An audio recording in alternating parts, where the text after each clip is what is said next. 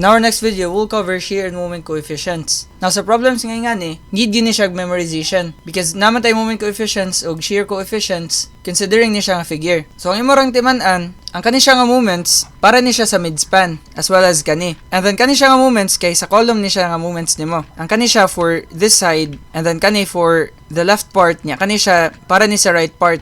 Kaya ba sa interior column, naman kay duha ka moments. And so, kung duha ka spans, and then ang imong other nga end kay column, ang imong gamiton kay WU ln1 squared divided by 14. Ang kani siyang W, ang imo rin ni siyang distributed load at ultimate condition. Or katong applyan na nimo siya og load factors. Now, usually, 1.2D plus 1.6L rin ni siya. And then, kani siyang LN, mo ni siya ang imong clear span. So, kani siyang distance, dili ni siya center to center. Kaya diba, if center to center, mo ni siya ang ihatag. Pero basta clear span gani, minusan ni siya ni mo aning half nga dimension sa column, ug kani siya. Kaya parang imong makuha, kay kanirang from this point, padung ra diri. Mo na siya ang pasabot sa clear span. And then diri nga end, kay WLN squared over 16. And then diri sa interior nga part, kay WLN average ang gamiton, over 9. Na kani, memorizan ra na ninyo ang coefficients. Basically, ang inyong memorizan na ni ang mga denominators ra. By the way, ang kani siyang LN average, basta diri kita sa moments, if negative ang moment, LN average gid atong gamiton. And then ang kana siyang LN average, kay mo na siyang tanaw ng imong adjacent nga span. Di ba kani siyang interior column, na siya duha ka adjacent nga spans. Kani siya ug kani.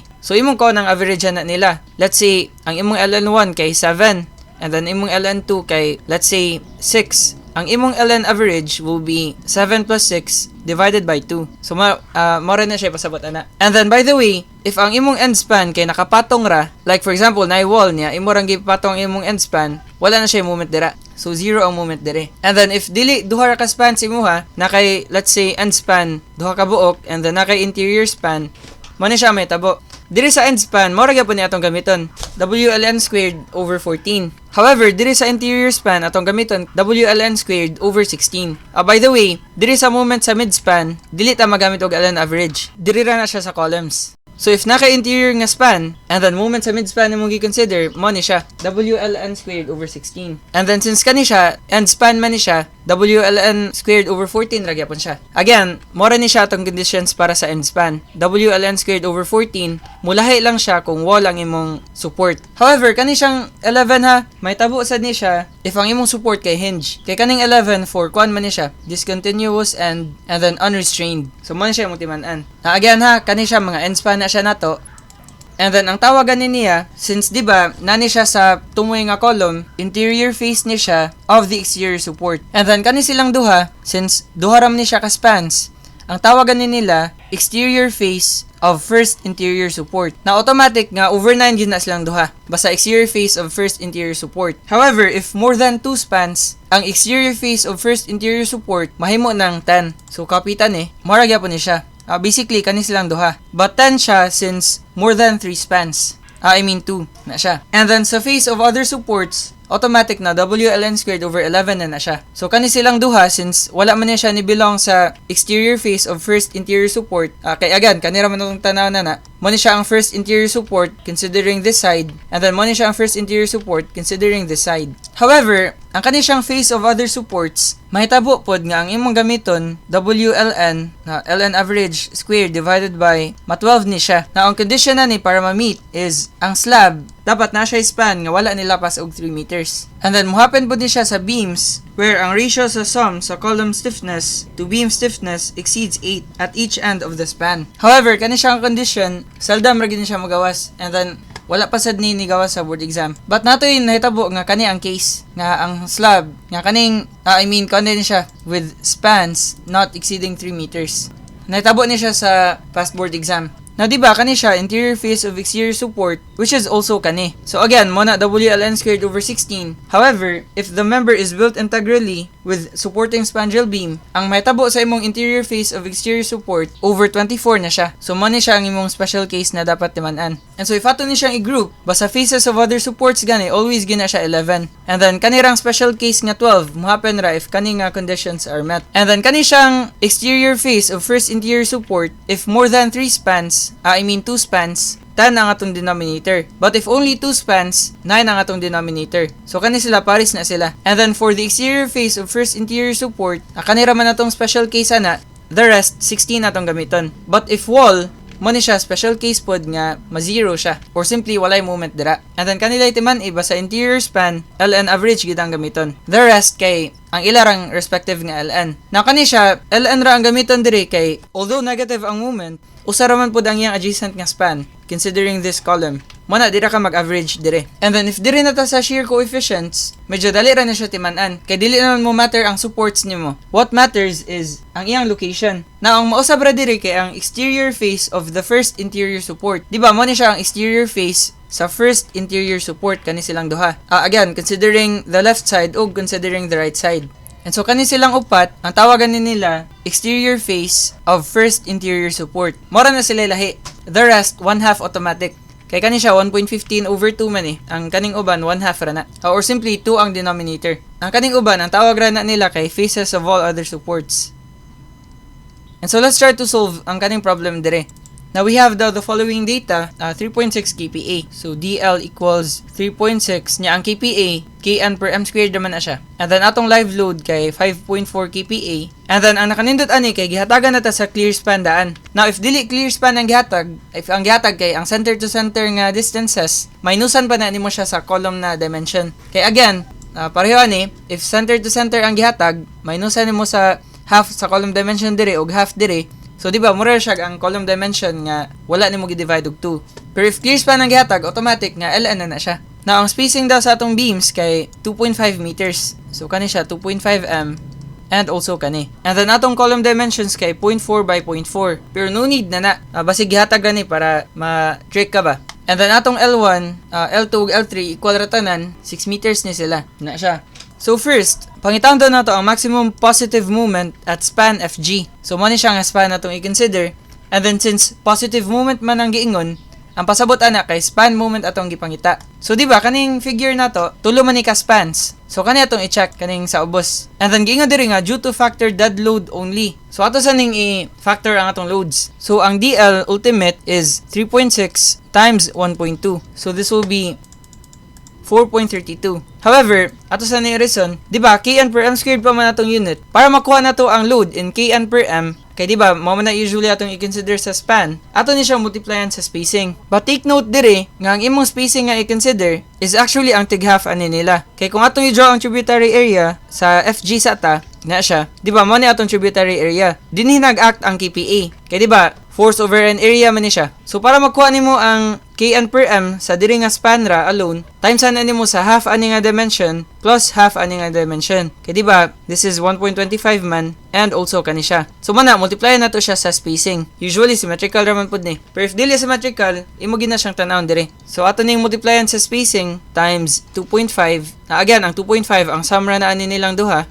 So, mahimo ni siyang 9 kN per m. So, 9 kN per m. And then, if atong kaon ng ultimate nga condition, let's say UDL, ato ni siyang times og 1.2. So, 1.2 times 9, that will give us 10.8.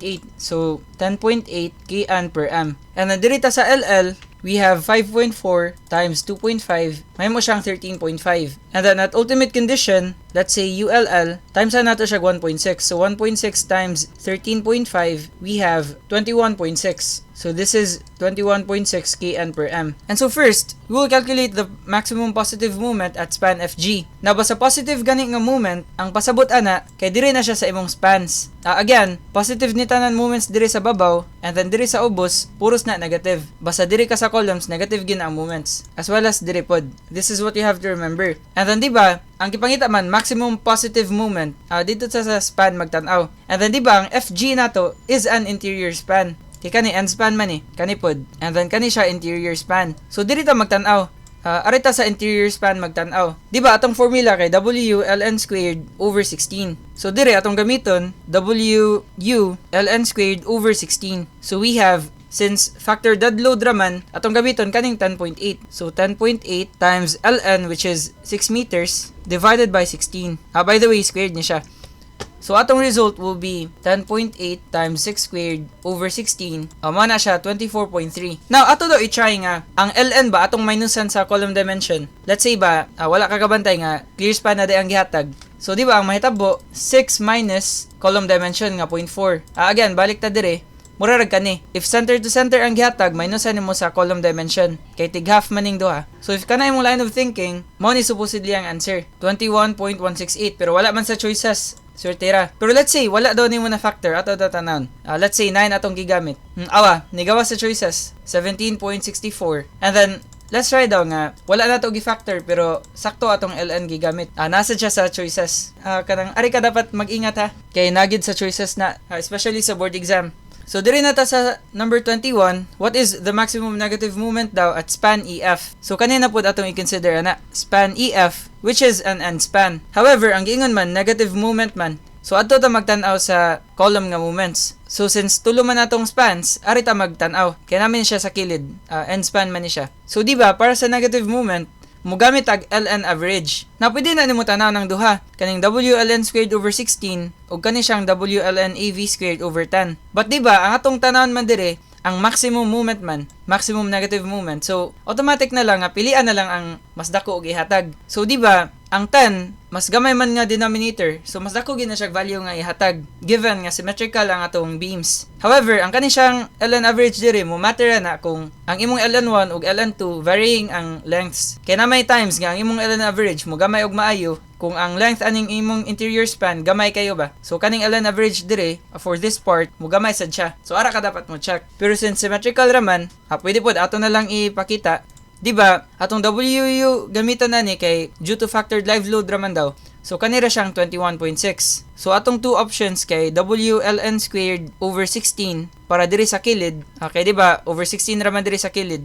Pero diri ln average naman. So atong line option kay WU ln average squared divided by 10. However, atong ln average dire mahimo ra gyapon 6 kay symmetrical man atong beam. So atong ln average, di ba, ang mga length sa adjacent nga span. So if diri ta sa span EF for this portion, natay duha ka adjacent span but tig 6 ra man ang duha. So ang metabo ra sa ln average kay 6 plus 6 divided by 2, mahimo ra gyapon 6. So ato na ipang try. Ako lang ni i-move. Considering this, we have atong live load factored 21.6 times 6 squared divided by 16, which is 48.6. So, di ba, wala siya sa choices. So, swerte rapod kay, mo man niya siya atong lain nga option. Pero basin, kung wala ni mo gi-factor, mugawas siya. 30, wala ra magyapon. So, safe ra ni. But most likely, kanigid siya ang mo-govern. So, considering our second option, ato i-check, 21.6 ang atong WU, and then atong ln average is still 6 squared. But ang atong denominator, mahimo ng 10.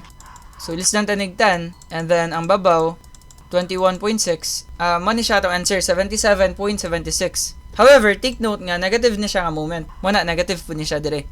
So, muna, kanya itong answer.